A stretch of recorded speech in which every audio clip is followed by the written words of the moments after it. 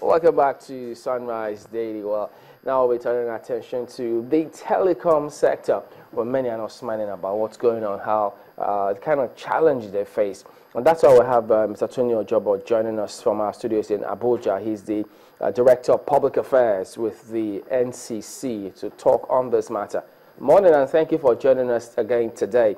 Well, the thing is, you know, when they turn to NCC, when you try to make a call and first it won't even connect, in some cases when you really need to make it an emergency, and then in some cases when it does connect, drop calls, or when it does connect, you can't hear the next person on the other line.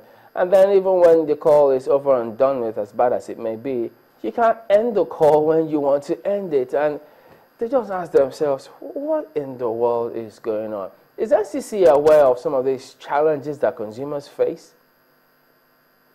Well, good morning, Chamberlain. Good morning. Thanks for. Another this complaint, but I also think that a lot of progress. We are not by any means that we don't have challenges. Of course, obviously, there are challenges. But of course, it's a work. So some years ago, I would come to be your studio. But today, live from because net connection. So a lot of progress. Nonetheless, we believe that these challenges are not too daunting that we can overcome them. Certainly, it's a work in progress, and the Commission is working with the service providers to see that we address these issues. Well, the thing about that is that what specifically is being done to address those key challenges, because I know that in time past, when you say you conducted your KPI and some of those who fail, many wonder if any sanctions or lessons are learned, because it looks as if those same issues that were raised at that time are the same ones, in most cases, popping up again. Yes, you will recall that about 2 years ago, the service providers were sanctioned when they were not able to meet the key performance indicators that were set by the Commission. We're not saying that the key performance indicators have actually been met, but of course there is a progression from where we were to the up.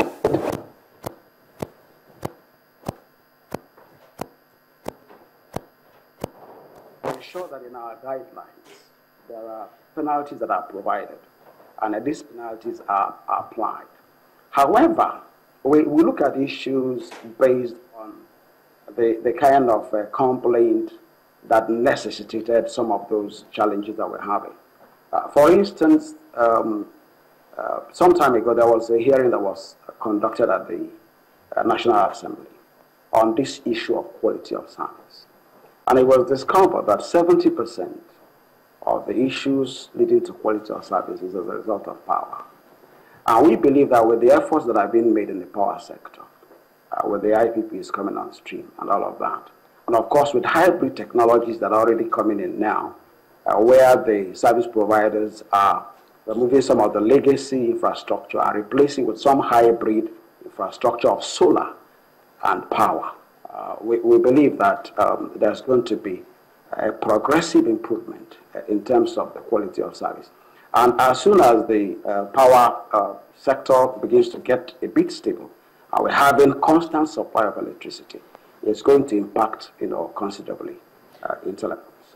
Now, some people may accuse you, that the NCC, of being too understanding with the service providers, considering just how much it is that these people are making from the Nigerian economy. Because in spite of the challenges, it doesn't seem like their profits have been affected. If there's anything, it will seem that most of the companies seem to be doing well in spite of the challenges of doing business here in Nigeria.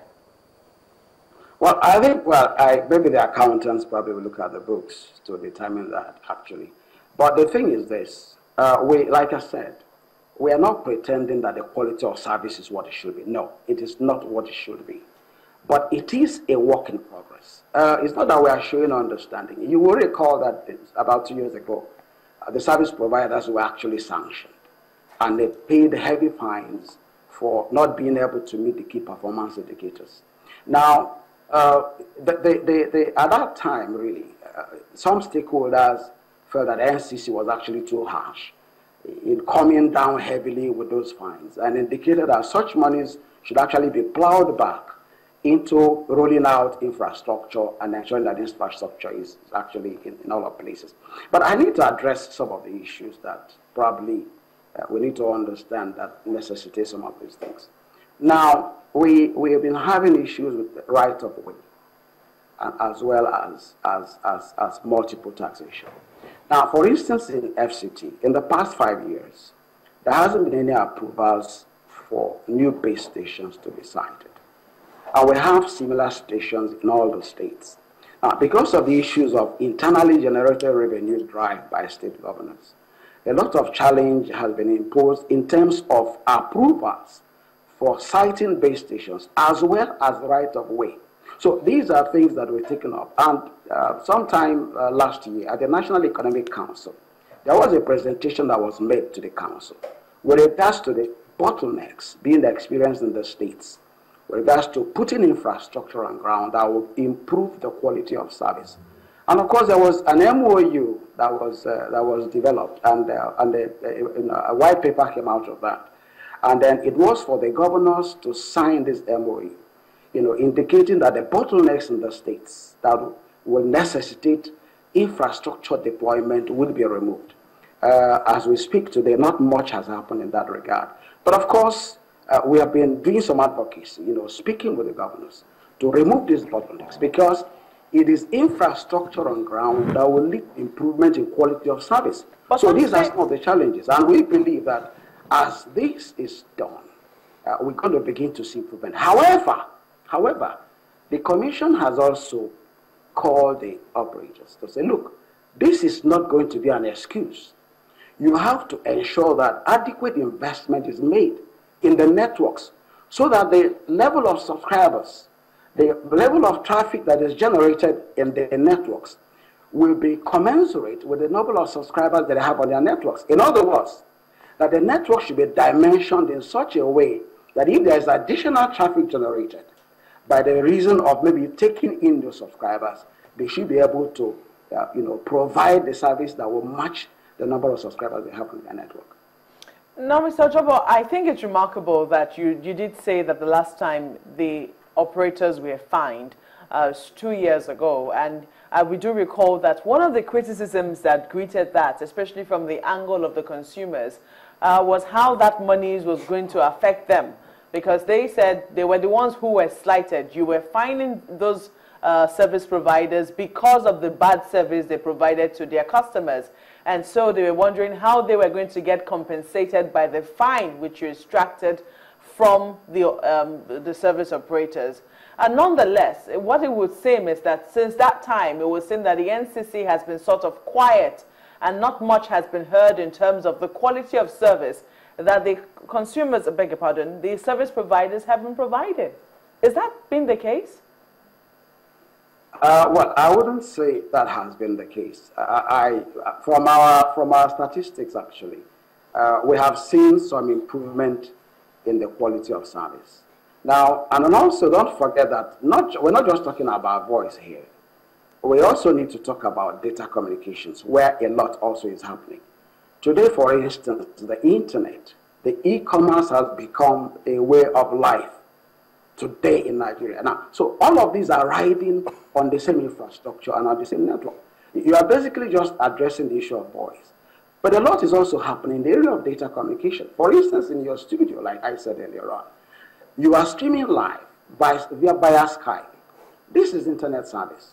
Today, for instance, from the comforts of your home, you can shop online. For instance, you can make your booking reservations, hotels, airlines, and all of that. A lot is happening. Today, we have 89 million Nigerians on the internet. You have about 11 million Nigerians on the Facebook. You have a lot of Nigerians on Twitter. Social media, for instance, has become a way of life in Nigeria.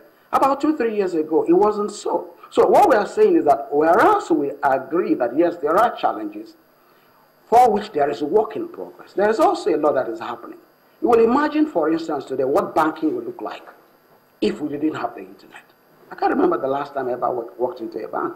A lot of things are done online today. So what we're saying is that, yes, we agree there are challenges, but it is a work in progress, and a lot is happening in terms of being able to address that.